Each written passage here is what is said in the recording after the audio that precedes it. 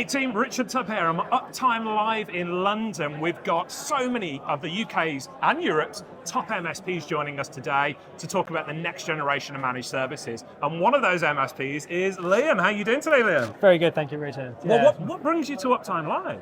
Well, we recently became a partner with Uptime, and there was actually some history with Uptime prior to actually becoming partners with them. I have a long-standing working relationship with both Brad and Jason and the Uptime team as a whole, so I know how good they are, I know their pros, their cons, because everybody has them, of course, no such thing as a unicorn. But when I introduced Virtue UK, the company that I currently work at, to Uptime, I knew exactly how they would facilitate our need.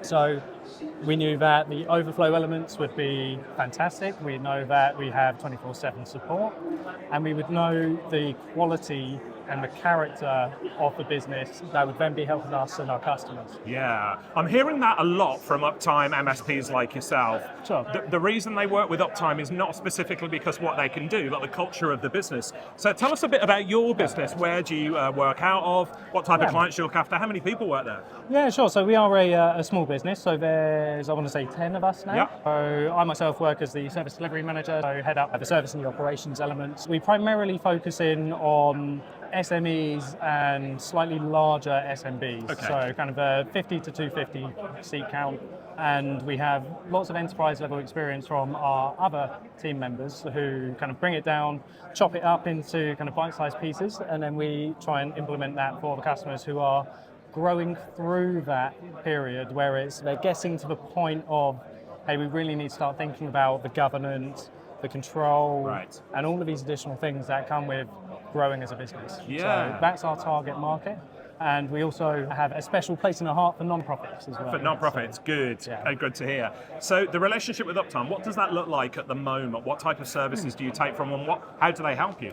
Yeah, we have a ticket bundle with Uptime, so we use them primarily for an overflow. We'll try and facilitate as much as we can ourselves, but they're there as a safety net, right? Obviously, that is only as good as I make it happen or we make it happen. We need to set them up for success, so we've done a lot of that.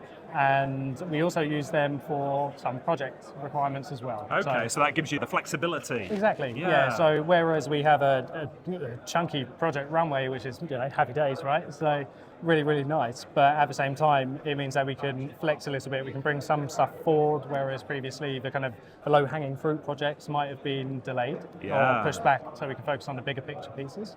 So it gives us the ability to hit two side by side rather than kind of focusing in on the bigger meaty projects and the transformative projects that we do tend to run. So got it. And I'm intrigued. So you said you got like a prior relationship. You knew of Uptime a little bit, and with the founders, who we know are great people. Absolutely. So that sort of really helps. However, was there any reticence to doing sort of partnership outsourcing, whatever you want to call it, with a third party? And what did that look like internally? No, not really. Okay. I played a big part in the decision, being the ones to bring Uptime to the table to the business. We previously had various levels of outsourcing in the past where had varying levels of success, but every step was a step closer to kind of finding that perfect partner.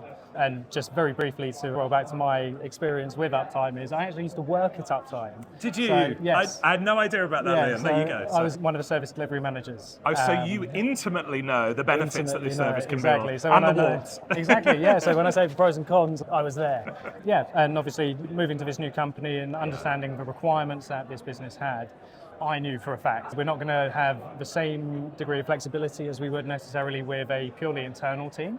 But what we do get is some really, really solid fallback. We get some really solid foundations, and that made it a very easy sell to go to our directors and to be able to say, hey, look, we've had not necessarily fantastic experiences in the past, but it makes it a very easy jump because I can tell you exactly where we're going to succeed and exactly where we need to take more of an accountability against the things that Uptime don't necessarily focus on. Yeah, it makes a lot of sense. Of course, there's going to be some MSPs who are watching this that say, yeah, but you've got that, Uptime and all the rest of it. But for us, we're coming in cold, perhaps don't know Jason Bradley, the whole organisation, the way we know them. What would you say to those MSPs who are perhaps reluctant to explore outsourcing or partnering?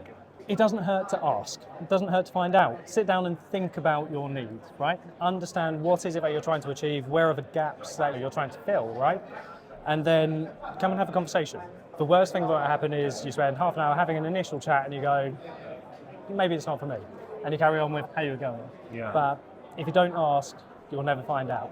And actually, I think when you get introduced into the culture and the ethos of the business, actually, then things will become very clear if there is a need that they can feel they're the right choice. Yeah. And how would you summarize your relationship with Uptime in a single positive sentence? Ooh.